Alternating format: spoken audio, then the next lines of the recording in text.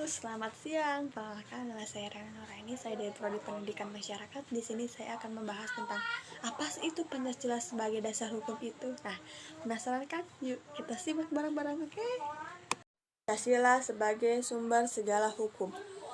Menurut Zevenberger dapat dibagi menjadi dua, yaitu sumber hukum material merupakan tempat dari mana materi hukum diambil. Sumber hukum materi ini merupakan faktor yang membantu pembentukan hukum, misalnya hubungan sosial, hubungan kekuatan, politik, situasi sosial ekonomis, tradisi, pandangan keagamaan, kesusilaan, perkembangan internasional, keadaan geografis.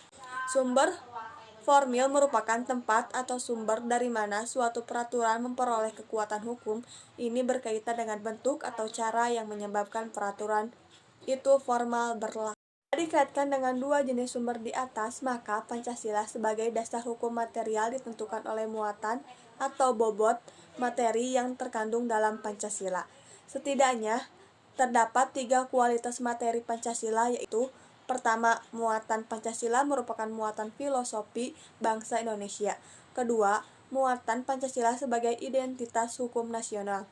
Ketiga, Pancasila tidak menentukan perintah, larangan, dan saksi, melainkan hanya menentukan asas-asas fundamental bagi pembentuknya hukum.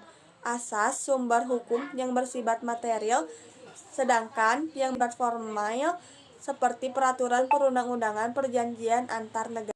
Pancasila sebagai sumber hukum. Fungsi Pancasila sebagai sumber hukum mengandung arti bahwa Pancasila berkedudukan sebagai 1. Ideologi hukum Indonesia. 2. Kumpulan nilai-nilai yang harus berada di belakang keseluruhan hukum Indonesia. 3. Asas-asas yang harus diikuti sebagai petunjuk dalam mengadakan pilihan hukum di Indonesia. 4. Sebagai suatu pernyataan dari nilai kejiwaan dan keinginan bangsa Indonesia juga dalam hukum.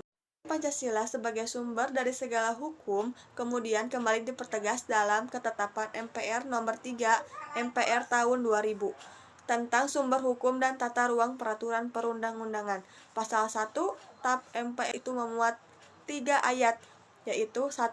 Sumber hukum adalah sumber yang dijadikan bahan untuk penyusun peraturan perundang-undangan. 2. Sumber hukum terdiri dari sumber hukum tertulis dan hukum tidak tertulis. 3. Sumber hukum dasar nasional adalah Pancasila sebagaimana tertulis dalam pembukaan Undang-Undang Dasar 1945, yaitu ketuhanan yang Maha Esa, kemanusiaan yang adil dan beradab, persatuan Indonesia, kerakyatan dipimpin oleh hikmat, kebijaksanaan dalam permusyawaratan perwakilan, serta dengan mewujudkan suatu keadilan sosial bagi seluruh rakyat Indonesia, dan batang tubuh Undang-Undang Dasar 1945. Menariknya, supremasi Pancasila dalam sistem hukum kembali ditemukan dalam Undang-Undang Nomor 10 Tahun 2004 tentang pembentukan peraturan perundang-undangan. Pada pasal 2 undang-undang ini disebutkan Pancasila merupakan sumber segala hukum negara. Undang-undang tersebut kemudian diganti dengan Undang-Undang Nomor 12 Tahun 2011 yang mengatur tentang hal yang serupa. Pada pasal 2 undang-undang ini tetap menegaskan hal yang sama sebagaimana dalam Undang-Undang Nomor 10 Tahun 2004 bahwa Pancasila merupakan sumber segala hukum negara. Dengan demikian, keberadaan Pancasila kembali menjadi supreme norms dalam sistem hukum negara Indonesia, sehingga Pancasila sebagai sumber pandangan hidup, kesadaran dan cita-cita hukum maupun cita-cita moral bangsa tereliminasi sumber yuridis. Pancasila sebagai sumber segala hukum.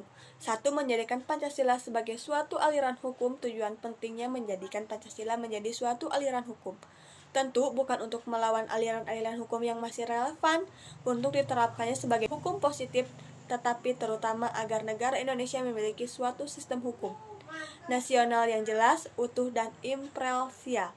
2. Mendudukan Pancasila sebagai peraturan perundang-undangan. Kedudukan Pancasila sebagai puncak hierarki peraturan perundang-undangan bukan bermaksud merugikan keberadaan Pancasila sebagai pandangan hidup dan dasar negara, melainkan sebagai upaya untuk menghindari penyimpangan-penyimpangan peraturan perundang-undangan. Urutan peraturan perundang-undangan. 1. Pancasila. 2. Undang-Undang Dasar Negara Republik Indonesia tahun 1945. 3. Ketetapannya Majelis Permusyawaratan Rakyat Republik Indonesia. 4. undang-undang atau peraturan pemerintah pengganti undang-undang. 5. Peraturan pemerintah. 6. Peraturan presiden. 7. Peraturan daerah provinsi. 8. Peraturan daerah kabupaten atau kota.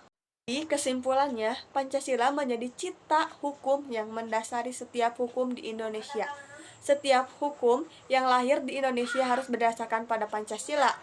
Hukum-hukum di Indonesia juga harus ditentukan untuk mencapai tujuan-tujuan negara dalam pembukaan Undang-Undang Dasar 1945, yaitu 1.